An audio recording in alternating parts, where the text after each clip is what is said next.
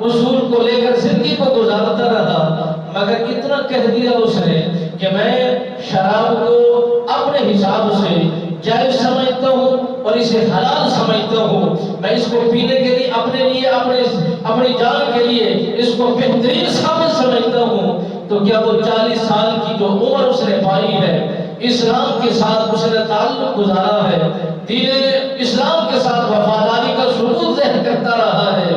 کیا وہ ساری محنتیں، وہ ساری مشقتیں، وہ ساری کوششیں اس پر کوئی پردہ دے دے گی اور اسے بچا لے گی؟ ہرگز نہیں۔ اس کی عبادت اور ریاضت کو نہیں دیکھا جائے گا، اسلام کے اصول کو، اسلام کے طور طریقے کو دیکھا جاتا ہے اور کہا جاتا ہے کہ یہ اسلام کے مطابق ہے کہ نہیں۔ اگر ناجائز کردہ چیز اگر وہ جائز قرار دے کر اس کو اپنانے کی کوشش کرے گا تو اسلام سیدھے لفظوں میں یہ کہہ دیتا ہے کہ ہمارا اس کے ساتھ کوئی تعلق نہیں ہے، ہمارا اس کے ساتھ کوئی رشتہ نہیں ہے، اور ہم اس کی عبادت اور ریاضت کو ہرگز نہیں دیکھتے۔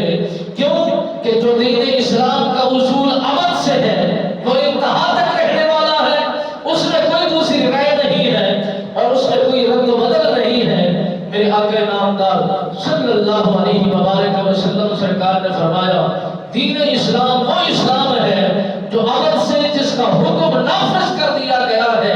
وہ چھوٹا ہے، بڑا ہے، ادنا ہے،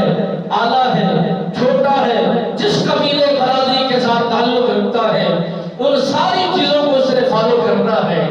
اگر وہ فالو نہیں کرتا، اپناتا نہیں ہے، پھر دین اسلام بھی اسے گلے نہیں لگاتا، دین اسلام بھی اسے قبول نہیں کرتا۔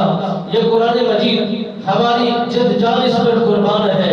اس کی توہین اور اس کی بےحرمتی ہرگز مسلمان برداشت نہیں کرتا۔ جو ٹوگا ہوتا ہے، دین اسلام سے دور ہوتا ہے، دین اسلام کے ساتھ جس کا رشتہ نہیں ہوتا، وہ تو قبول کر سکتا ہے، وہ تو برداشت کر سکتا ہے، مگر انسان کمزور ہو، لاچار ہو اور معذور ہو، اس حساب سے کہ معیشت کو دیکھا جائے، جہان کو دیکھا جائے اور پھر نظام کو دیکھا جائے، بڑے منصب کو دیکھا جائے، جب اوپر بیٹھنے والا نہیں بول رہا تو اس کا مقصد یہ ہے کہ یہ سارا بکاؤ مال ہے، دین اسلام کے لیے کچھ نہیں کر سکتے۔ اگر یہ کر سکتے ہیں تو کافروں کی خاطر کر سکتے ہیں، غیروں کی خاطر کر سکتے ہیں، یہود کی خاطر کر سکتے ہیں، نصرانیوں کی خاطر کر سکتے ہیں، غیروں کے ساتھ یہ ہم پیالہ ہم نوالا ہو سکتے ہیں، مگر اسلام کے ساتھ یہ وفادار نہیں ہو سکتے۔ اسلام ایسا سبق دیتا ہے، اسلام دو ٹوک بات کرتا ہے، وہ رشتہ